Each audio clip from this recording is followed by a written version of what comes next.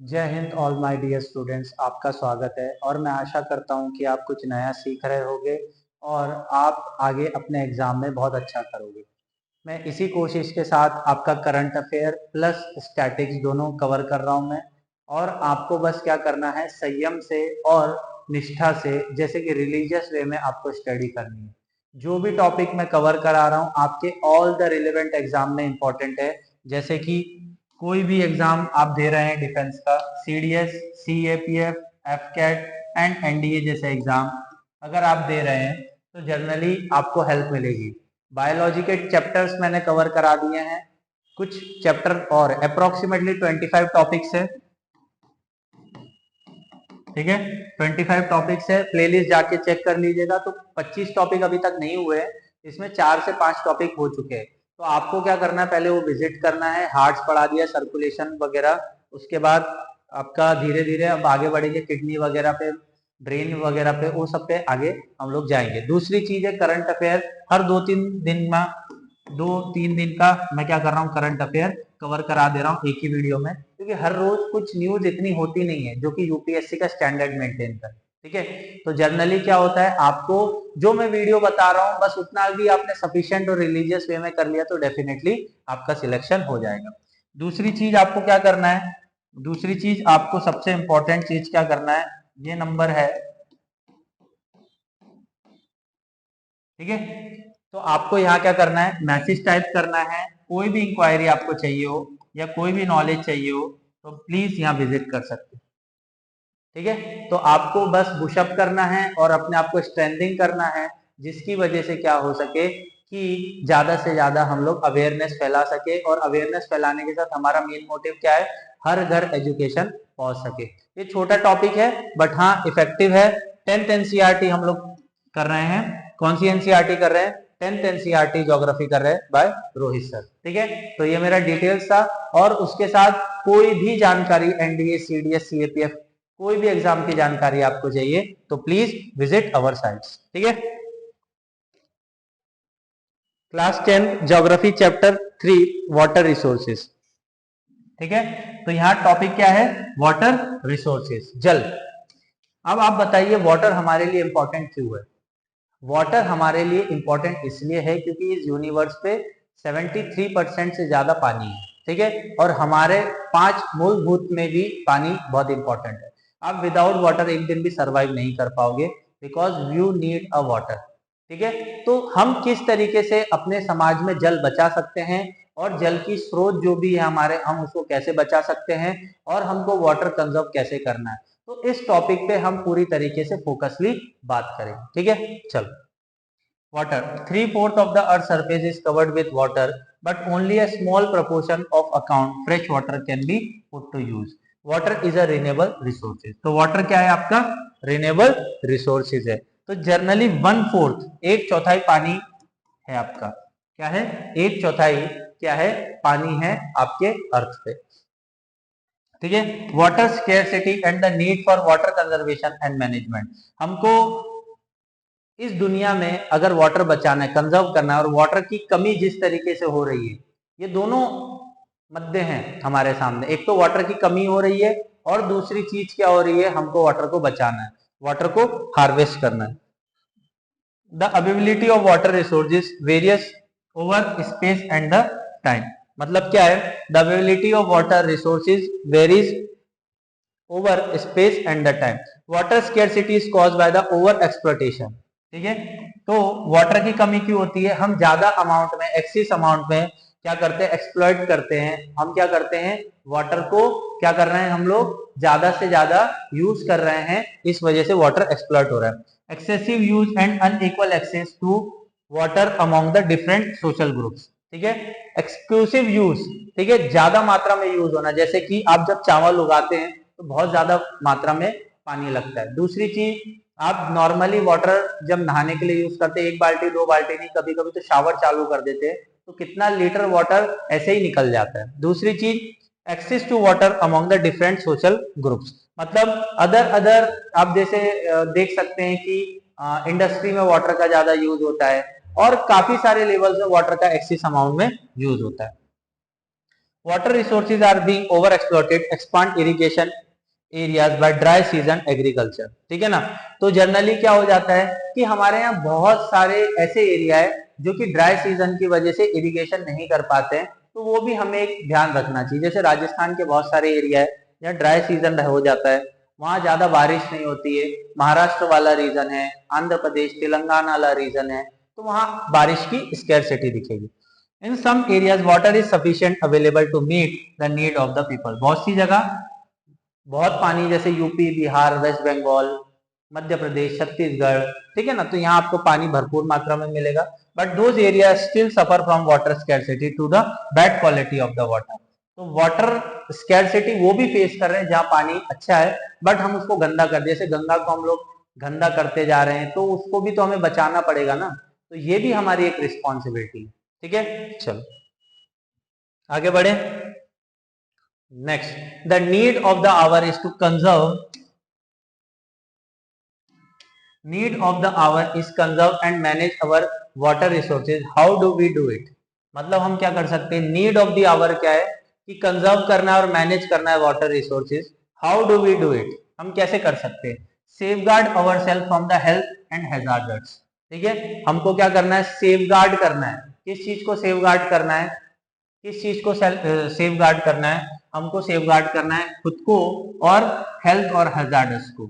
मतलब जो हमारी इम्यून सिस्टम है उसको हमें बचाना है और हेल्थी रहना है हमें। ठीक है।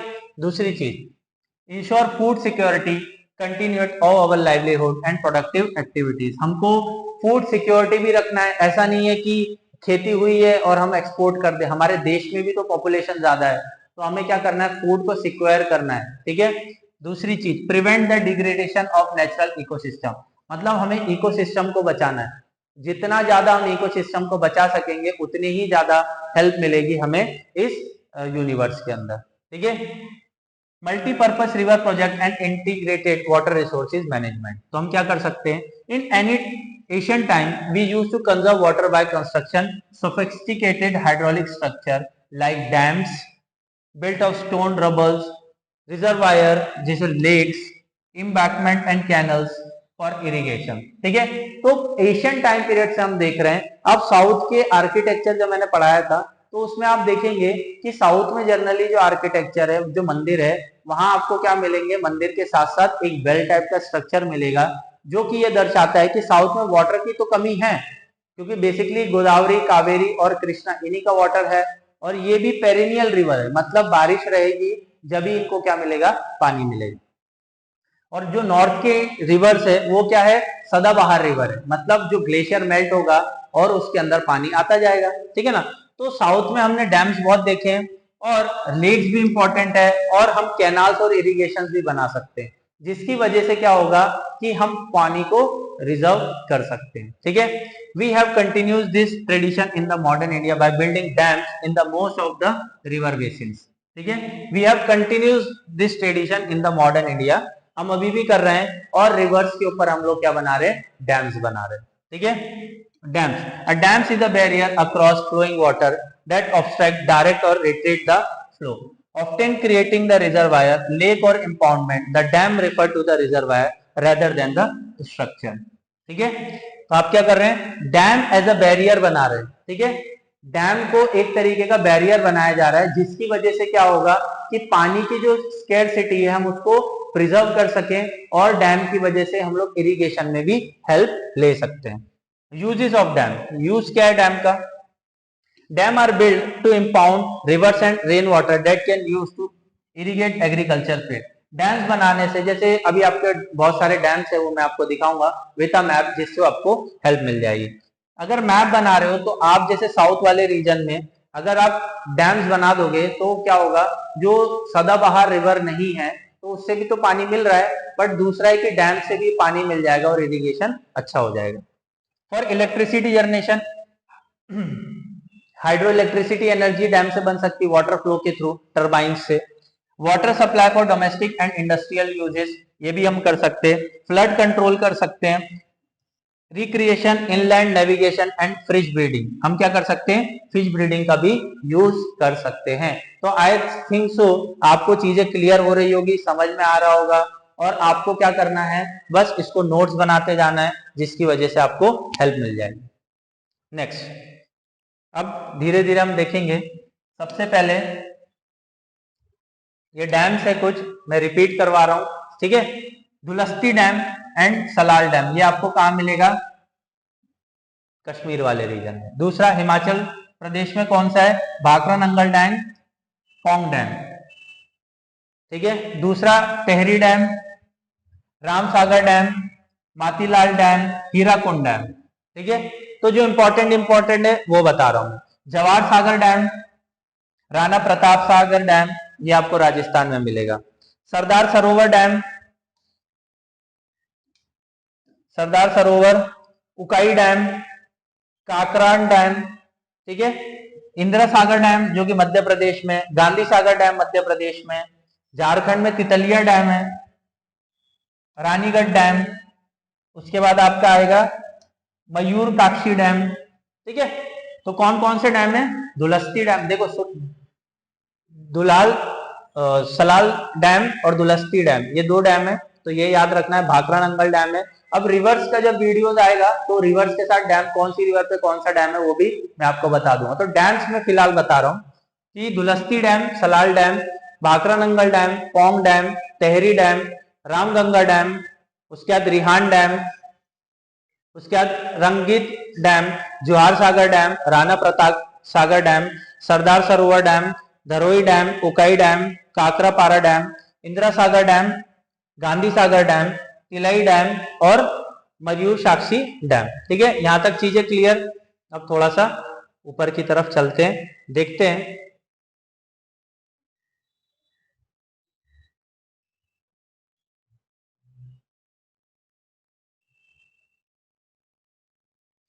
ठीक है,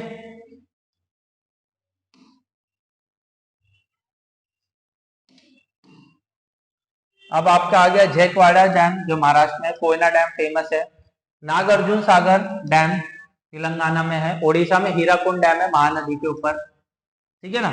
दूसरा, अमल्टी डैम, तुंगभद्रा डैम, ठीक है, कृष्णा राजा सागर डैम, इदुक्की डैम, उसके बाद वेगई डैम, कलनी डैम, कालनाथम डैम और सोमालसी डैम, ठीक है। कौन कौन से डैम है, वापिस एक बार रिपीट करेंगे हम लोग। Jayakwadi dam, Koyna dam, Nagarjuna Sagar dam, Somasi dam, Almatti dam, Tungabhadra dam, Krishna Raja Sagar dam, Kalmani dam, Nalathanga dam, Vaigai dam और इदुकी डैम। ये डैम्स है, ये डैम्स इस वजह से है क्योंकि हम वाटर रिजर्व करना चाहते हैं, और वाटर रिजर्व करके क्या करेंगे हम लोग, इरिगेशन के लिए और हाइड्रो पावर इलेक्ट्रिक्स हम बना सके। नेक्स्ट, अब इसके कुछ साइड इफेक्ट्स भी है, डैम्स बनाने के कुछ साइड इफेक्ट्स भी हो सकते हैं। जाहिर सी बात है, हर चीज का पॉजिटिव तो नहीं होता, कुछ साइड इफेक्ट्स भी होते हैं, जैसे कि regulating and damaging river affect the natural flow. बिल्कुल, अगर आप डैम बनाते हो तो नेचुरल जो रिवर होती है, जो बह रही है, उसमें क्या होता है, बेंड्स आने लगते हैं, कुछ मटेरियल्स आने लगते हैं, जिसकी वजह से उनका वो फ्लो टूट जाता है, और वो फ्लो टूटने की वजह से क्या हो जाता है, कहीं ना कहीं डैमेज करता है। Poorer the habitat for the river aquatic life, बिल्कुल उसमें जो वन वनस्पतियां हैं उसको इम्पैक्ट पड़ता है। Fragmented rivers make difficult to aquatic fauna and migrate, ठीक है। क्या है, fragmented river make it difficult for aquatic fauna and migrate. Dams created on the floodplain submerge the existing vegetation and soil, leading to the its deposition over the period of the time। देखिए, जो depositions लेके आती है river, जैसे गंगा, खादर, बांगर, एलुविलियम soil जो लेके आती है, अगर वहां पे डैम ज्यादा बना दिया जाएगा तो जो सॉइल है वो फर्टाइल नहीं हो पाएगी, ठीक है। प्लस दूसरी चीज है, एक्वाटिक हैबिटेट भी वो खराब कर रही है, मछली पालन को भी खराब कर रही है, और बहुत सारी चीजें भी, और वेजिटेशन वगैरह भी, और फ्लड प्लेन्स का भी एक कारण हो सकता है। पता चला ज्यादा पानी भर जाए तो दरवाजे खोलने पड़ते, तो निचले जो गांव होते हैं उनको क्या सामना करना पड़ता है, flood. Creating a large dam has been cause a many new environmental movements like Narmada Bachao Andolan and Tehri dam आंदोलन, ठीक है। तो ये सब इसलिए किया गया है क्योंकि लोग चाहते हैं ज्यादा डैम ना बने, उससे इकोसिस्टम को बहुत ज्यादा हानि पहुंचती है। Many times local people had to give their land livelihood and control over the resources for the construction of the dam. जब डैम बनाया जाता है तो 100 से ज्यादा गांवों को भी इधर से उधर डिस्प्लेस करना पड़ता है, वहां के जो जंगल है वो काटने पड़ते हैं, इकोसिस्टम को बहुत ज्यादा हानि होती है, तो ये भी एक साइड इफेक्ट है। Most of the objective to the project across due to their failure to achieve the purpose for they में भी बिल्ड। बहुत टाइम ऐसा होता है कि अगर आपने डैम बना भी लिया है उसके बाद भी बहुत सारी चीजें होती है जो आप अचीवमेंट चाहते हो वो नहीं हो पाता है।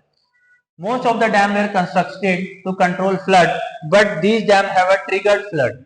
ठीक है, अगर गलती से कुछ क्रैक्स आ जाए डैम्स के अंदर या कुछ प्रॉब्लम्स क्रिएट हो जाए तो वो एक विकराल रूप ले सकता है, जिसकी वजह से क्या होगा, डैम बर्बाद कर सकता है पूरे उस एरिया को।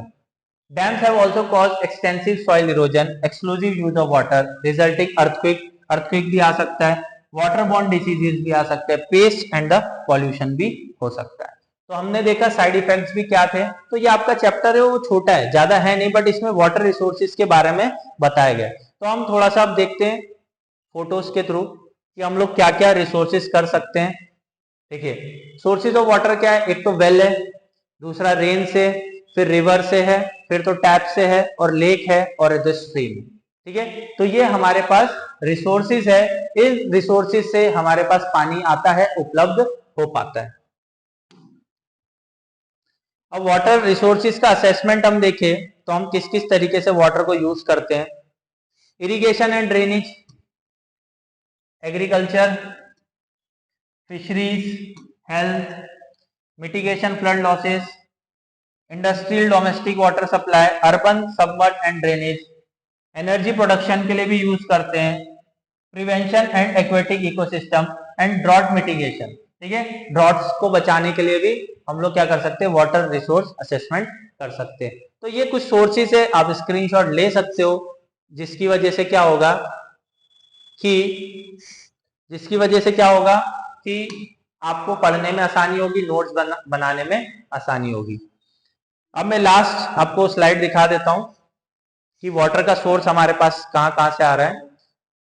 तो अप्रोक्सीमेटली फ्रेश वाटर हमारे पास 3% है, ओशन 97% है, क्योंकि वो सॉल्टेड है। तो फ्रेश वाटर 3% में भी अंडरग्राउंड 29% है, लेक और रिवर से 8% है, और फ्रोजन से 70% है। अगर आपको इंक्रीज से डिक्रीज की तरफ लगाने के लिए दे दिया जाए तो प्लीज आप भटकिएगा मत। देखिए सबसे फ्रेश वाटर में आपको क्या मिलेगा, फ्रोजन, मतलब क्या मिल सकता है, फ्रोजन में आपको क्या मिलेगा, सबसे ज्यादा आइस शील्ड। उसके बाद क्या मिलेगा आपको, अंडरग्राउंड वाटर। उसके बाद आपको क्या मिलेगा, लेक्स के अंदर पानी, लेक्स और रिवर्स के अंदर पानी। तो इसी सिस्टमैटिक तरीके से आपको चीजें लगानी है। थैंक गॉड आपको चीजें क्लियर हो गई होगी, और मैं आशा करता हूं कि आप कुछ नया सीखे होंगे इस चैप्टर से, और इसी तरीके से हम चैप्टर 4 की तरफ आगे बढ़ेंगे। बस आपको क्या करना है, सब्सक्राइब, लाइक और शेयर करना है, और ज्यादा से ज्यादा आपको वीडियो को शेयर करना है, जिसकी वजह से हमारी फैमिली बड़ी हो सके। Thank you to all.